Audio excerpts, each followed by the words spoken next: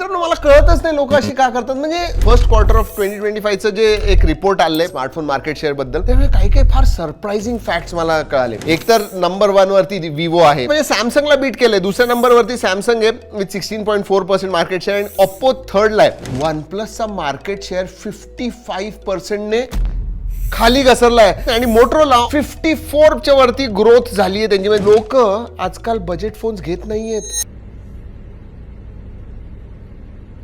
21% पडलाय, पण premium phones ज्यांची प्राइस $600 वरती आहे ते 78% ने वाढलंय. आणि त्याच्यामधले तुम्हाला माहितीये का कुठले फोन्स घेत आहेत सगळ्यात जास्त विकले जाणारे? आयफोन 13, जो 3-4 वर्ष जुना फोन आहे. आणि सॅमसंगचा सगळ्यात जास्त विकला जाणार कुठला माहितीये? Samsung Galaxy A56. म्हणजे मला वाटलेलं की ऑनलाईन वाढत जाणार आहे आणि ऑफलाईन परचेस कमी होत जाणार, पण तसं नाहीये. 58%च्या पेक्षा जास्त लोक ऑफलाईन घेतात रादर दॅन ऑनलाईन. कमेंट मध्ये सांगा की तुम्ही कुठला आयफोन घेतला या 4 महिन्यात.